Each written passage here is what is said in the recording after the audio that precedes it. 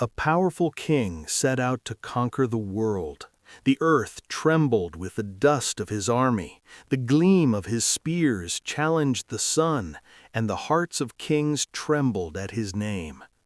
But fate led him through a settlement that was completely unaware of the turmoil of the world. It was a small settlement in Africa. No walls, no army, no castle.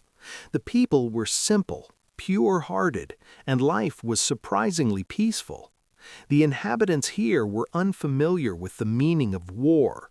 They did not know the difference between a conqueror and a conquered because they had never seen anyone defeated. When the king entered this settlement, the people considered him not an enemy, but a guest. They took him respectfully to the hut of their chief. That hut was also their meeting place, court, and center of decision. The chief welcomed the king warmly, offered him fruits, gave him water, and asked him about his journey. The king was surprised by this simplicity and sincerity. It was not long before two men entered the hut. One was the plaintiff, and the other the defendant. Whenever there was a dispute in the village, people did not take up arms but came to the chief. The plaintiff began to speak politely. "I had bought a piece of land from this man. When I plowed it, a treasure was found in it. I wanted to return this treasure to him, but he refuses to take it. My point is that I had only bought the land, not the treasure. Therefore, this treasure cannot be mine." The defendant immediately said, "My conscience is still alive. How can I accept this treasure? I had sold the land. I had taken its price. Now whatever comes out of this land is the fate of the buyer. I have nothing to do with it." The king was astonished. His ears heard the quarrel, but there was no greed in this quarrel.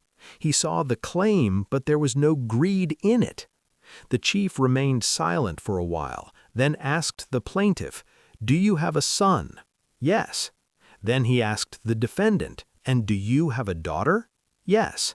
The chief smiled and said, "Then marry these two and hand over this treasure to them." The decision was simple, but it contained oceans of wisdom. The king was shocked by this decision. He had heard countless cases in his life, but he had never heard such a decision. Seeing the signs of concern on his face, the chief asked, "Are you not satisfied with my decision?" The king said, "No, it is not, but this decision will be considered truly surprising to us." The chief asked, "If this case were presented in your court, what decision would you give?" The king replied without pausing, "In our country, the seller of the land would say that I did not take the price of the treasure, so it is mine, and the buyer would say that the land is mine, so whatever comes out of it is also mine. In the end, we would both be imprisoned, and the treasure would be declared the property of the government." Hearing this, the chief looked at the king in surprise and asked, "Does the sun rise in your country?" The king said, "Yes." "Does it rain too?" "Of course."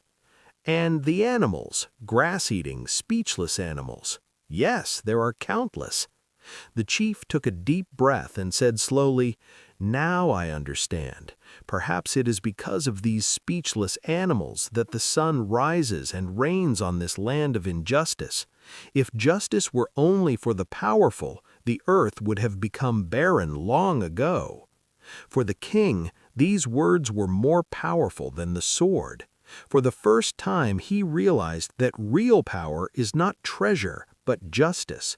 Real government is not the sword, but conscience. And the real greatness is not in victory, but in giving justice. This town was small, but its justice was higher than the sky. And the king who had planned to conquer the world lost the kingdom within himself that day.